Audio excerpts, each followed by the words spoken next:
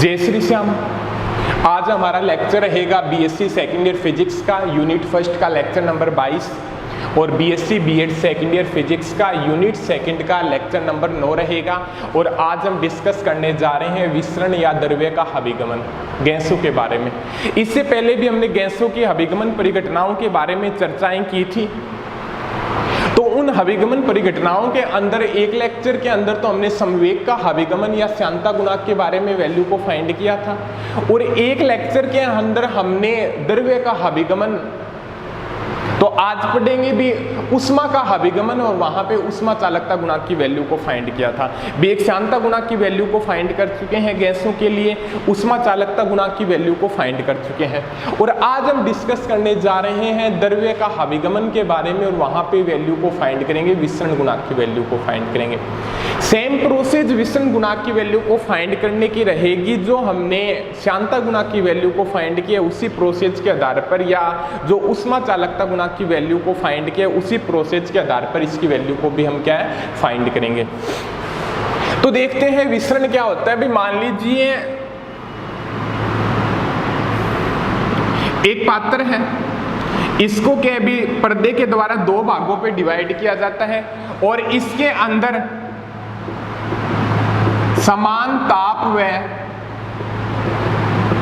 समान दाब पर दो भिन्न भिन्न गैसें भरी हुई हैं, दो भिन्न भिन्न गैस भरी हुई है। तो एक मान लो यहां पे गैस ये हो गई,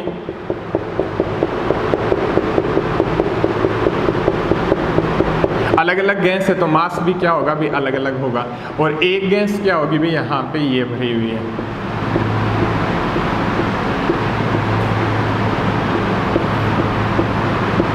ठीक है,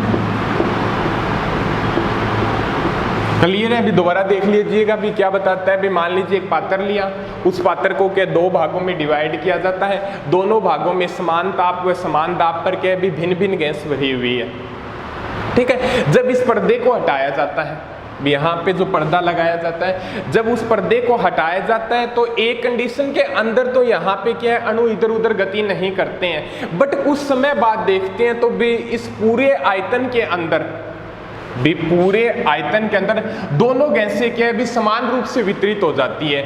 भी जब पर्दे को हटाया जाता है तो उसके बाद में देखते हैं तो पूरे आयतन के अंदर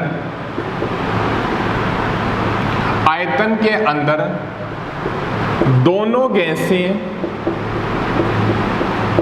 गैसें समान रूप से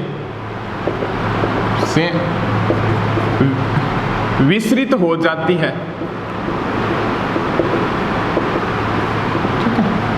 और ये जो घटना होती है वो क्या होती है भी अनियमित आणविक गति के कारण होती है, अनियमित आणविक गति के कारण होती है,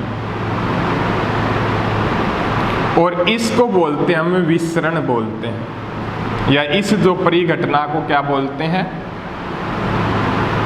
विसरण बोलते हैं। कहने का मतलब क्या हो गया भी विसरण के अंदर क्या होता है भी जो क्या भी हमारे पास जो गैस के जो अणु है, यदि जहां पे कम है या कहीं पे ज्यादा है तो वो इधर उधर गति करते हैं, इस घटना को ही बोलते हैं विसरण। ठीक है, और समान रूप से क्या भी उस पात्र के अंदर वितरित हो जाते हैं। भी कहने का मतलब दोबारा बता दूं विसरण के अंदर क्या बताया गया है। इसके अंदर भी कोई पात्र लिया गया है, उसको दो भागों में डिवाइड किया गया है, और दोनों तरफ के समान ताप व समान दाब पर दो भिन्न भिन्न गैसें ली गई है। ठीक है, जब इस पर्दे को हटाया जाता है तो एक बार तो कोई गति नहीं होती है, बट थोड़े समय के बाद देखते हैं तो पूरे आयतन के अंदर दोनों गैसें समान रूप से क्या हो जाती है भी विसरित हो जाती है, समान रूप से क्या भी वितरित हो जाती है। और ये क्या होता है भी अणुओं की आणविक गति के कारण होता है। भी गैसों के अणु के भी इधर उधर अनियमित गति करते रहते हैं, और इस घटना को बोलते हैं भी विसरण बोलते हैं। ठीक है, भी यहाँ पे जो गैस के अणु होंगे या जहाँ पे कम होंगे या कहीं पे ज्यादा होंगे तो वो समान रूप से क्या हो जाएंगे भी पात्र के अंदर वितरित हो जाएंगे। ठीक है, और वैसे भी विसरण के बारे में हम विसरण गुणांक के बारे में जो पहले अभिगमन परिघटनाओं के अंदर क्या है इसकी पूर्ण रूप से चर्चा भी कर चुके हैं। ठीक है, अब हम डिस्कस करते हैं भी विसरण गुणांक की वैल्यू को फाइंड करते हैं। सेम कंडीशन के अकॉर्डिंग क्या है भी वहां पर भी बी ए बी तथा सी डी पृष्ठ के मध्य भी कोई गैस लेते हैं, उसको स्थायी अवस्था के अंदर गैसों को परतों के रूप में मानते हैं और वहां से वैल्यू को फाइंड करेंगे, विसरण गुणांक की वैल्यू को क्या भी फाइंड करेंगे। अब ये मानिए आप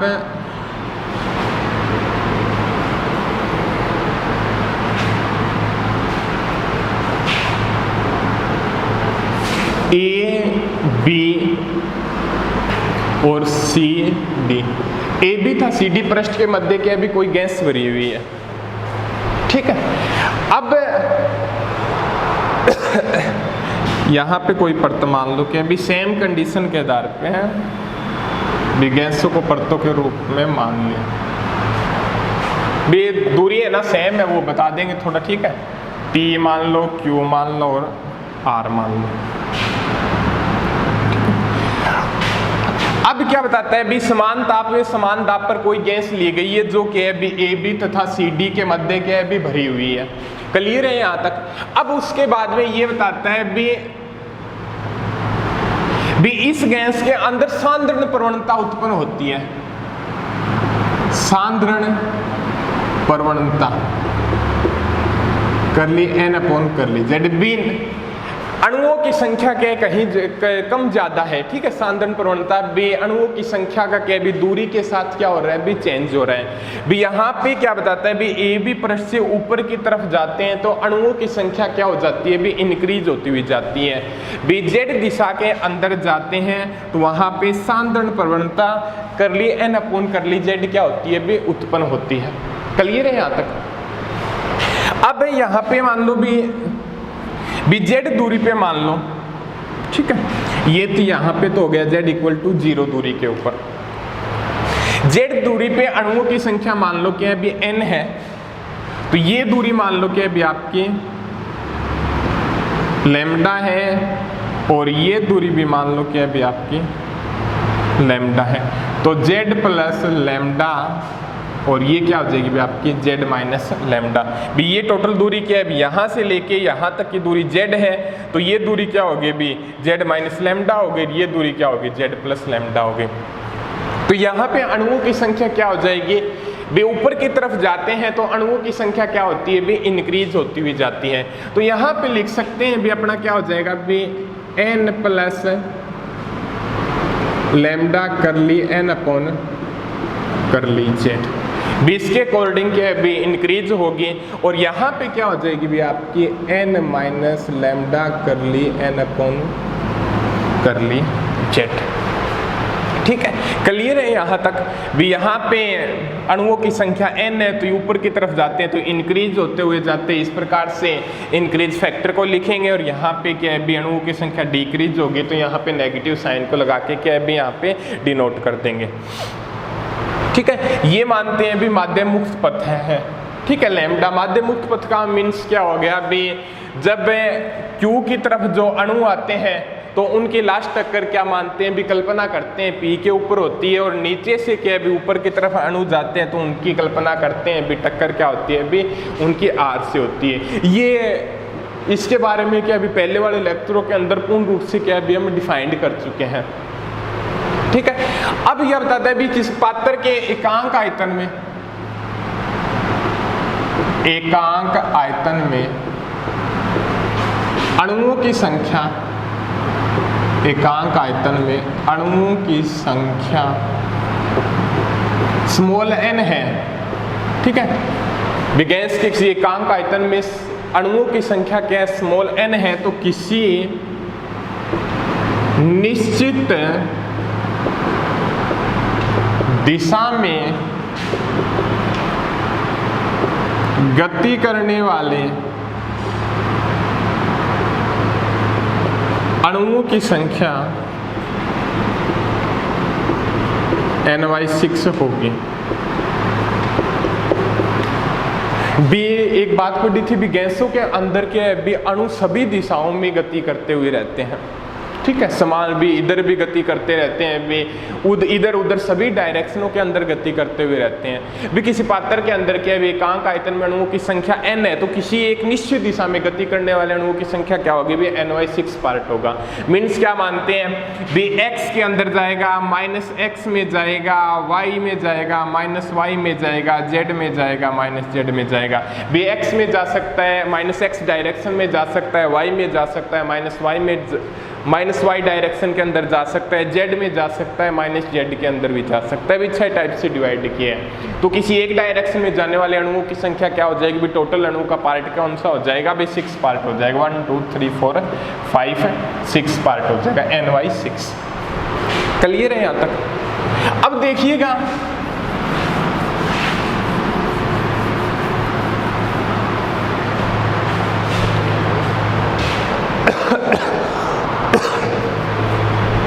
यदि अणुओं की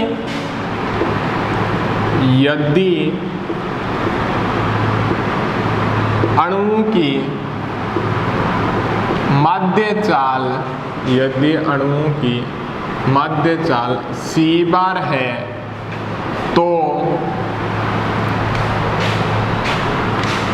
किसी पृष्ठ के एकांक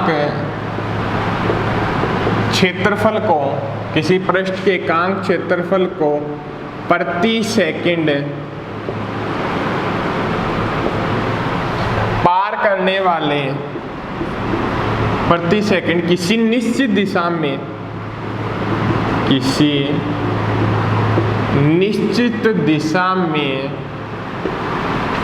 पार करने वाले अणुओं की संख्या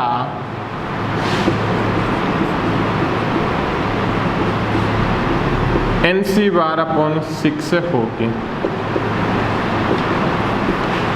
ठीक है, कहने का मतलब ये बता दें, यदि अणुओं की माध्य चाल c बार है, तो किसी पृष्ठ के एकांक क्षेत्रफल को प्रति सेकंड किसी निश्चित दिशा में पार करने वाले अणुओं की संख्या क्या होगी, भी Nc/6 होगी। ठीक है, कहने का मतलब ये बात क्या होगी, भी किस बात को डिनोट करता है, थोड़ा देखिएगा। भी अपने पहले वाले लेक्चरों के अंदर माना था, भी यहाँ पे क्या है, भी कोई सिलेंडर की कल्पना करते हैं। ठीक है, ये माना था अपने। ठीक है, ये ऊंचाई क्या है, भी लैम्डा है।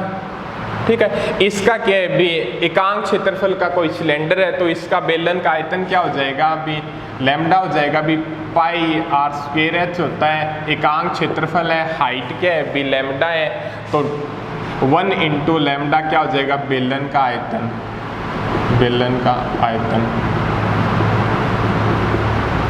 और यहाँ से क्या है, भी इसका यूज करके क्या है, भी हमने फैक्टर की वैल्यू निकाली थी। भी किसी निश्चित दिशा में भी किसी पृष्ठ के एकांक क्षेत्रफल को, ठीक है, ये एरिया हो गया, किसी पृष्ठ के एकांक क्षेत्रफल को प्रति सेकंड किसी निश्चित दिशा में गति करने वाले अणुओं की संख्या क्या निकाली थी, हमने Nc/6 निकाली थी।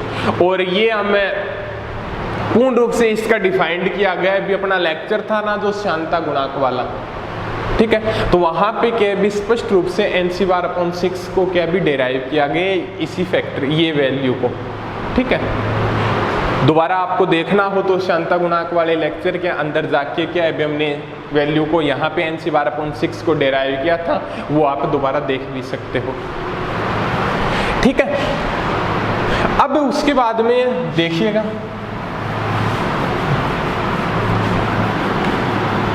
अपने को आज क्या है, भी किसकी वैल्यू को फाइंड करना है, भी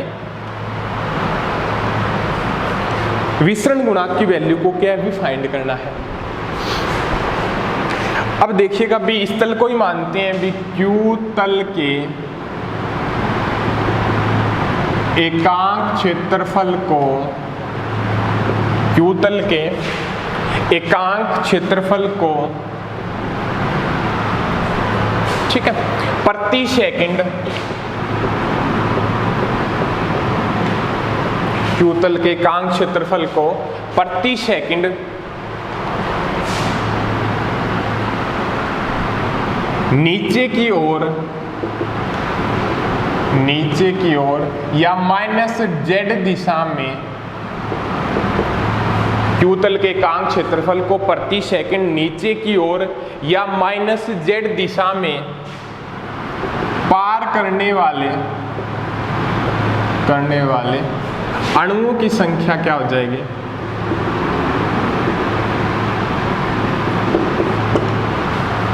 एक चीज हमने फाइंड की थी भी, क्यू पृष्ठ के कोई भी पृष्ठ मान लो, उसके एकांक क्षेत्रफल को प्रति सेकंड किसी निश्चित दिशा में पार करने वाले अणुओं की संख्या क्या होती है? भी Nc/6 होती है।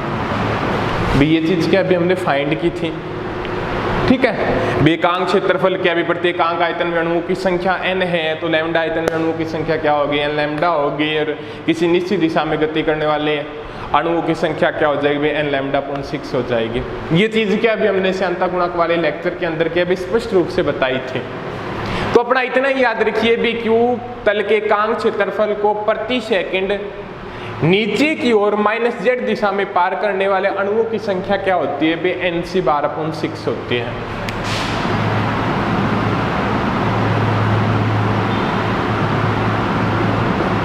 Nc/6 होते हैं।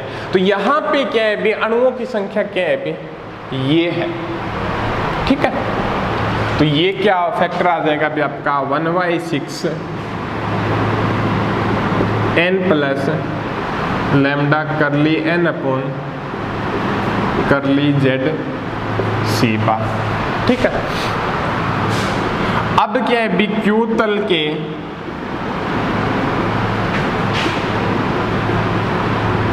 एकांक क्षेत्रफल को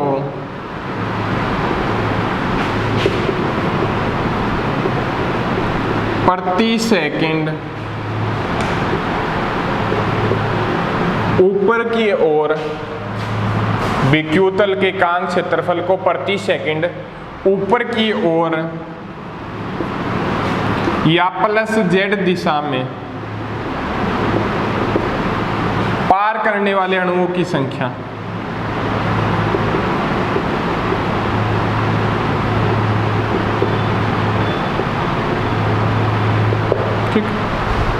भी गैसों के अंदर के भी अणु सभी दिशाओं में क्या भी इधर उधर गति करते हुए रहते हैं।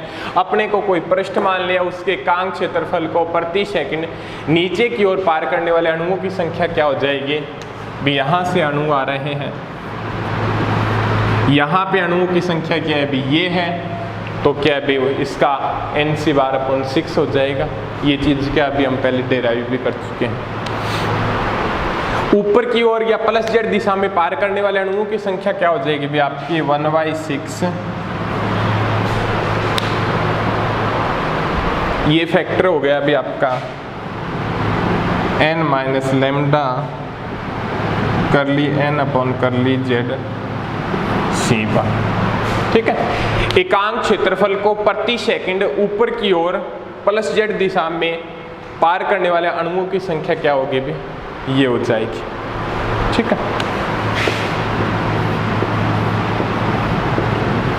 अब क्या निकालते हैं अभी? यहां तक क्लियर हो गया?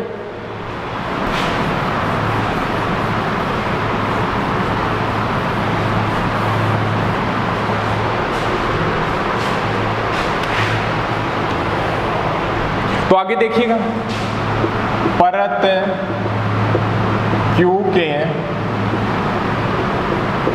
एकांक क्षेत्रफल को प्रति सेकंड, परत क्यू के एकांक क्षेत्रफल को प्रति सेकंड जेड दिशा में पार करने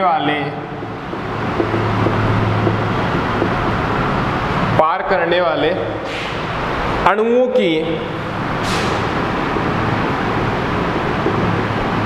नेट संख्या,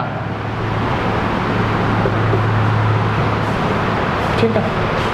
विपर्त क्यू के एकांक क्षेत्रफल को प्रति सेकंड जेड दिशा में पार करने वाले अणुओं की नेट संख्या, या आप इसको बोल सकते हो आप एकांक क्षेत्रफल है प्रति सेकंड है, या आप बोल सकते हो आप संख्या फ्लक्स घनत्व।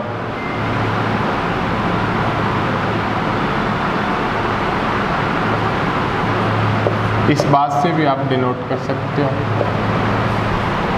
ठीक है, भी ये अपने फ्लक्स घनत्व के बारे में भी पढ़ा था हमने विसरण गुणांक के अंदर, द्रव्य का अभिगमन के अंदर, द्रव्य का अभिगमन या विसरण गुणांक के बोलो समवेग का अभिगमन मान लो, वहाँ पे भी क्या है ऊर्जा फ्लक्स घनत्व या संख्या फ्लक्स घनत्व के बारे में क्या है भी हमने पढ़ा था।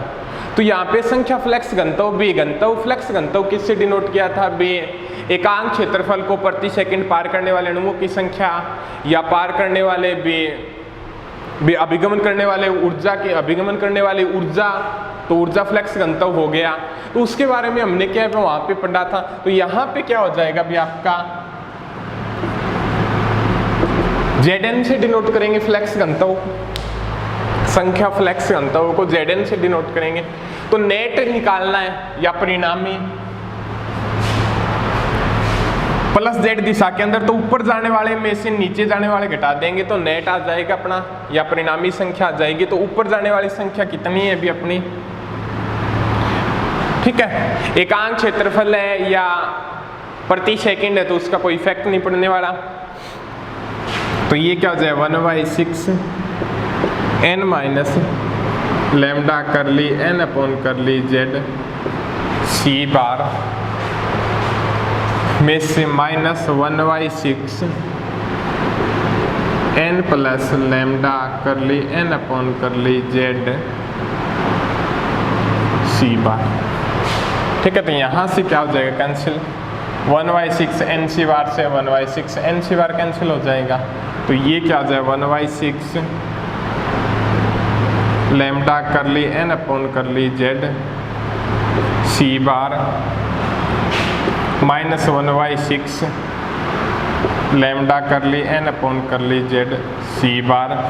और ये क्या है आपका नेगेटिव ही है, ठीक है, नेगेटिव साइन ही है। तो यहाँ पे इसका लघुत्तम लेंगे तो वह अपना 1/3 लैम्डा सी बार करली n अपॉन करली जेड आ जाएगा आपका Jn। ठीक है, तो इससे आगे देखिए भी अपना जो प्लस जेड दिशा के अंदर नेट अणुओं की संख्या आ चुकी है, भी नेट संख्या फ्लक्स घनत्व आ चुका है, वो क्या Jn equal to minus 1/3 lambda C bar कर लिया n अपॉन कर ली जेड। एक हमने ज्ञात किया था भी फिक के नियमानुसार, फिक के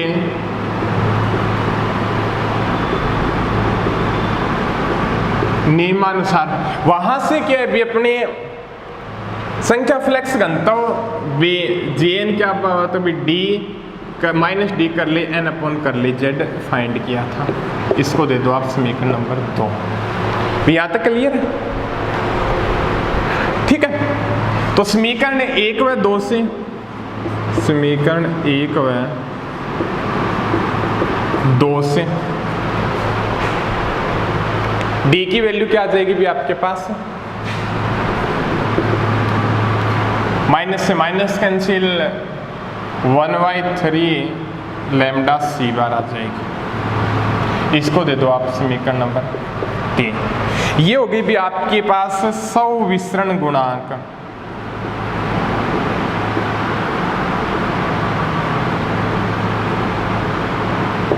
सौविसरण गुणांक की value d equal to minus 1/3 lambda C bar. अब हम डिस्कस करते हैं भी यहाँ पे क्या भी लैम्डा की वैल्यू को पुट करते हैं, बे माध्य मुक्त पथ मानना है लैम्डा, उसकी वैल्यू क्या भी हमने फाइंड की थी, उसकी वैल्यू को पुट करते हैं। और मध्य गैसों के अणुओं की माध्य चाल की वैल्यू क्या है भी अपने पास है, उस वैल्यू को पुट करते हैं और यहाँ से क्या है भी विसरण गुणांक की वैल्यू को फाइंड करते हैं। तो यहाँ पे देखिएगा अभी अपना सौविसरण गुणांक, ठीक है, d इक्वल टू क्या था अभी अपना 1/3 लैम्डा सी बार। ये चीज फाइंड हुई थी, एक बार देख और लेते हैं। d equal to 1/3 lambda C bar, ठीक है। माध्य मुक्त पथ क्या हो जाएगा अभी अपना, माध्य मुक्त पथ lambda equal to 1/πd² n × √2। एक चीज हमने फाइंड की थी भी, माध्यम मुक्त पथ के अंदर क्या है भी, कोई अपने पात्र लिया था, उसके अंदर क्या है भी अणुओं की संख्या को डिनोट किया था भी, एक अणु तो क्या है भी गति कर रहा है, बाकी सारे स्थिर है, तो वहां पे क्या जो लैम्डा की वैल्यू प्राप्त हुई थी वो थी भी अपनी πd² n थी। बट गैसों के अंदर क्या है भी सभी अणु क्या है भी इधर उधर अनियमित गति करते हुए रहते हैं, तो वहां पे जो वैल्यू आएगी वो माध्यम मुक्त पथ की वैल्यू क्या हो जाएगी, लैम्डा = 1/√πd² n हो जाएगी। अणुओं की माध्य चाल, अणुओं की माध्य चाल क्या हो जाएगी भी आपकी, वो देखिएगा।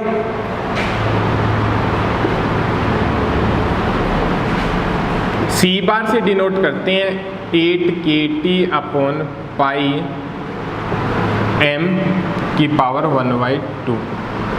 ये क्या चीज अणुओं की माध्य चाल हो जाएगी 8kTm⁴1/2। ये क्या अभी डेराइव करेंगे भी, किसी लेक्चर के अंदर आएगा तो। अब क्या अभी सविषम गुणांक की वैल्यू को फाइंड करने के लिए इनकी वैल्यू क्या अभी पुट कर देते हैं।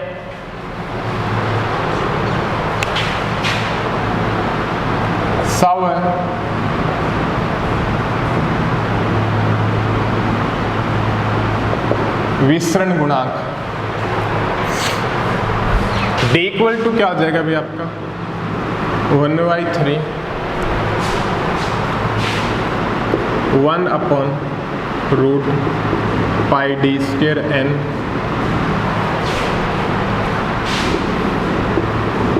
8kTm⁴1/2। ठीक है, आगे देखिएगा d = क्या हो जाएगा भी आपका 8 का क्या हो जाएगा भी 2√2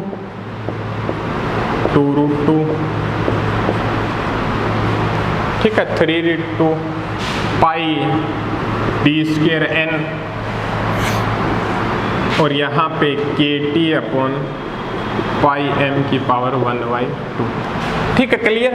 √2 से √2 cancel, d 2/3πd² n kT/m⁴1/2।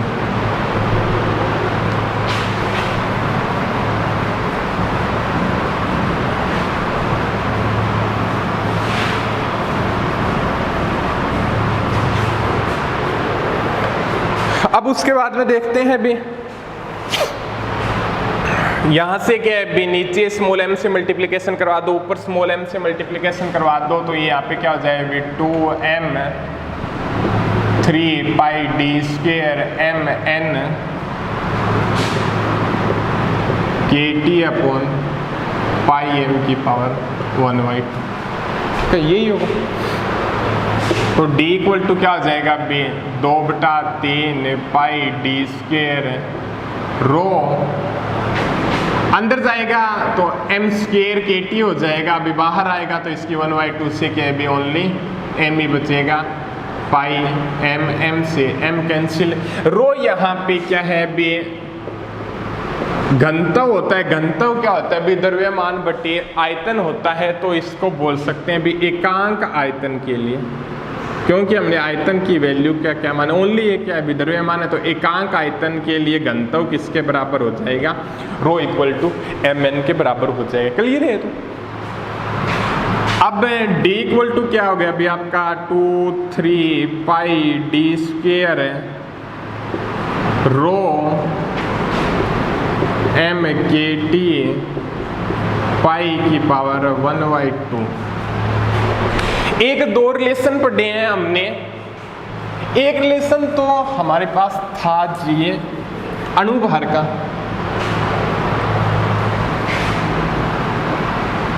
Gas का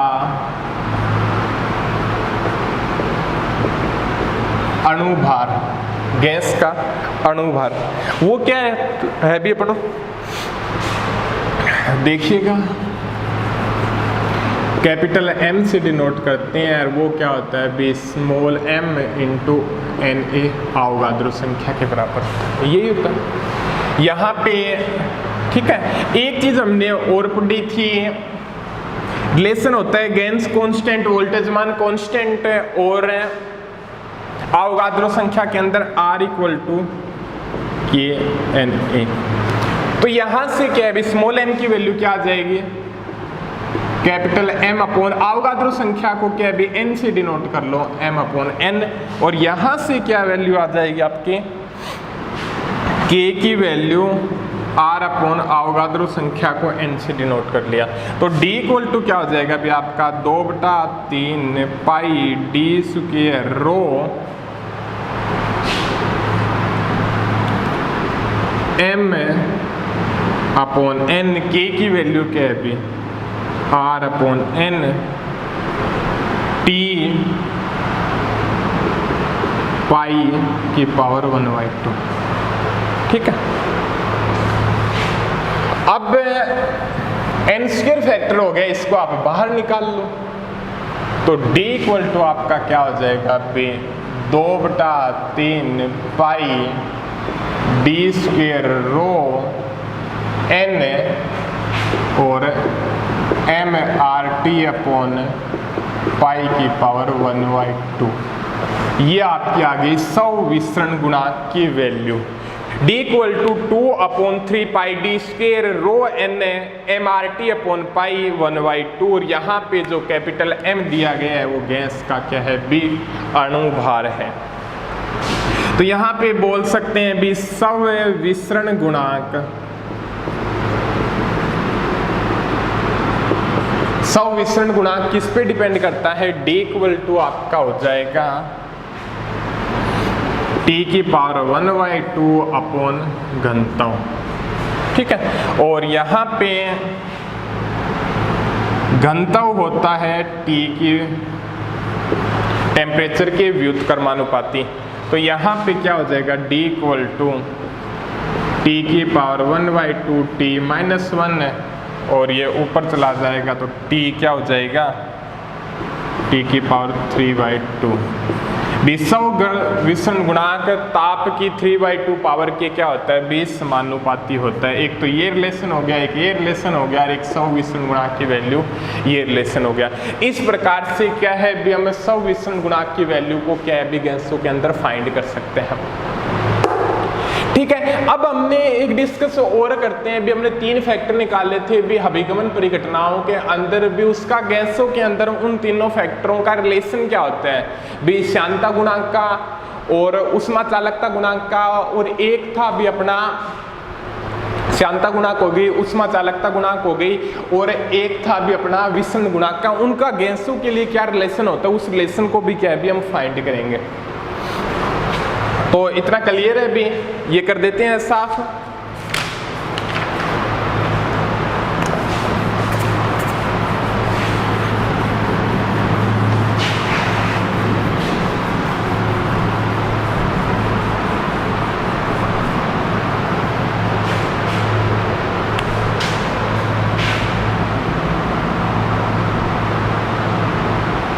अभिगमन गुणांकों में सह संबंध। ठीक है, भी अपने पास 3 गुणांक प्राप्त हुए थे। एक तो श्यानता गुणांक, श्यानता गुणांक नीटा 1/3 MnC बार लैम्डा, या इसको लिख सकते हैं M 1/3 रो C बार लैम्डा। रो क्या है, हमें एकांक आयतन के लिए क्या है भी घनत्व है, क्योंकि Mn तो क्या हो गया भी सिंगल अणु का द्रव्यमान क्या है भी M हो गया, तो N अणु है तो टोटल द्रव्यमान क्या हो गया भी Mn हो गया, और घनत्व क्या होता है भी द्रव्यमान बटे आयतन होता है, तो आयतन क्या मान लिया भी एकांक आयतन के लिए मान लिया। उष्मा चालकता गुणांक,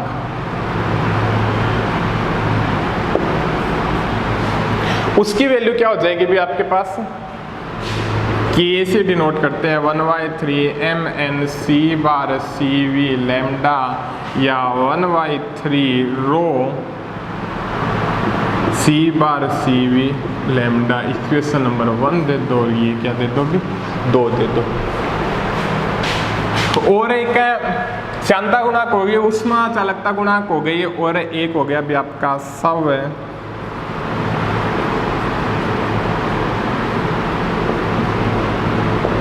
विसरण गुणांक। उसकी वैल्यू क्या होती है? डी इक्वल टू क्या होता है? बी इससे पहले अभी फाइंड किया था बी 1/3 लैम्डा सी बार। ये चीज क्या अभी हमने फाइंड की थी, नंबर 3। ठीक है, अब क्या है भी इन तीनों की तुलना करते हैं और इसके लिए क्या है भी फैक्टर की वैल्यू निकालते हैं भी किस प्रकार से गैसों के अंदर इन तीनों का रिलेशन होता है, वो देखते हैं भी। अब एक देखते हैं भी समीकरण 1 व 2 से। ठीक है, समीकरण 1 व 2 की तुलना करते हैं तो हमारे पास क्या प्राप्त होगा? भी समीकरण 1 में 2 का भाग दे दो तो या समीकरण 2y1 कर दो भी, अपने को तो रिलेशन निकालना है, 2y1 कर दो। ठीक है, आप भी 1/2 कर दो, वो तो एक ही बात है, k अपॉन नीटा, और 1/3 mn से 1/3 mn कैंसिल हो जाएगा, लैम्डा से लैम्डा कैंसिल हो जाए, सी बार से सी बी बार का, तो यहाँ पे सी बी आ जाएगा। और यहाँ पे जो स्मॉल सी वी है ये क्या है भी? प्रत्येकांक द्रव्यमान विशिष्ट ऊष्मा है, प्रत्येकांक द्रव्यमान विशिष्ट ऊष्मा है। और मोलर विशिष्ट ऊष्मा के अंदर चेंज करें तो हमने रिलेशन पढ़ा था भाई, मोलर विशिष्ट ऊष्मा कैपिटल CV से डिनोट करते हैं तो m इंटू स्मॉल CV। ठीक है, m यहाँ पे क्या है भी? गैस का अणुभार है, तो यहाँ से स्मॉल CV की वैल्यू क्या आ जाएगी? कैपिटल CV अपॉन m हो जाएगा, तो k अपॉन नीटा CV अपॉन m हो जाएगा, और m k CV और नीटा इक्वल टू क्या आ गया? अभी 1 आ गया। ये चीज क्या है अभी अपने पास फाइंड हुई है। यहाँ पे k ऊष्मा चालकता गुणांक है, m क्या है अभी? गैस का अणुभार है, CV यहाँ पे मोलर विशिष्ट ऊष्मा है, और यहाँ पे जो नीटा दिया गया है वो क्या है? विषांता गुणांक है। तो गैसों के लिए या तो इसकी वैल्यू क्या होनी चाहिए? भी 1 होनी चाहिए, या भी इन दोनों की वैल्यू क्या होनी चाहिए? भी बराबर होनी चाहिए। यदि दोनों की वैल्यू बराबर होगी तो कैंसिल आउट होकर 1 आ जाएगा, या इस पूरे फैक्टर की वैल्यू क्या होनी चाहिए? भी 1 होनी चाहिए। ठीक है, हाँ थोड़ा गैसों के लिए क्या भी एक परमाणु गैस या द्विव परमाणु गैसों के लिए थोड़ा बहुत क्या भी इस एक के अंदर भी क्या भी चेंजेबल फैक्टर भी आ जा सकता है, भी 1.5 हो सकता है, 2 हो सकता है, 2.3 हो सकता है। इस प्रकार से भी क्या है वो गैसों के ऊपर क्या भी डिपेंड करेगा। अब एक रिलेशन और निकालते हैं भी हम, समीकरण 1 व 3 की तुलना करके, समीकरण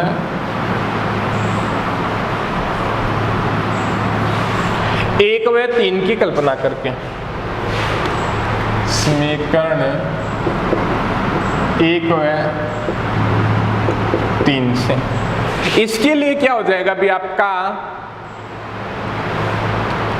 1/3 लैम्डा सी बार वैल्यू निकाल लो, 1/3 लैम्डा सी बार, तो ये क्या हो जाएगा बे? नीटा अपॉन रो और डी हो जाएगा। ठीक है, ये चीज क्या भी आपके सामने फाइंड होती है। और या इसको इस प्रकार से भी लिख सकते हैं अभी अपने, रो डी अपॉन नीटा इक्वल टू 1, ये भी हो जाएगा। ठीक है, ये भी अब क्या है हमने निकाल सकते हैं, रो डी अपॉन नीटा इक्वल टू क्या हो जाएगा भी आपका 1 हो जाएगा। तो इसके लिए भी बोल सकते हैं भी यहाँ पे रो तो क्या है भी घनत्व है, प्रत्येकांक द्रव्यमान प्रत्येकांक आयतन। ठीक है, द्रव्यमान बटे आयतन होता है वहां पे, तो प्रत्येकांक आयतन क्या है भी घनत्व है, डी क्या है अभी यहाँ पे सविसरण गुणांक है, नीटा क्या है अभी शांता गुणांक है, तो इस फैक्टर की वैल्यू क्या है अभी गैसों के लिए क्या होनी चाहिए भी 1 होनी चाहिए। और वैसे भी क्या है भी है ध्रुवीय गैसों के लिए इस फैक्टर के अंदर भी क्या थोड़ा बहुत चेंज आ सकता है। तो ठीक है, तो आज हमने क्या है अभिगमन परिघटनाओं के बारे में चर्चा की, भी गैसों के अंदर किस प्रकार से गैस से क्या भी गति करती है उनके बारे में पढ़ा। तो वहाँ पे चाल के बारे में कल्पना की, गैसों की गतियों के बारे में कल्पना की, किस प्रकार की गति होती है, किसके ऊपर डिपेंड करती है, उनकी जो अभिगमन परिघटनाओं के बारे में चर्चा की, भी द्रव्य के अणु का भी अणुओं की संख्या कहाँ ज़्यादा है कहाँ कम है, गति करता है तो शांता गुणांक का वहाँ पे क्या इफेक्ट पड़ेगा, यदि कहीं ऊर्जा ज़्यादा है कहीं ऊर्जा कम है, टेम्परेचर कम ज़्यादा है तो वहाँ का किस प्रकार से इफेक्ट पड़ेगा, वो सारी घटनाएं कि अभी हमने इस लेक्चर के अंदर पढ़ी। तो आज ये लेक्चर का एंडिंग होता है और आगे वाले लेक्चर के बारे में डिस्कस करते हैं भी अपने अगले लेक्चर के अंदर।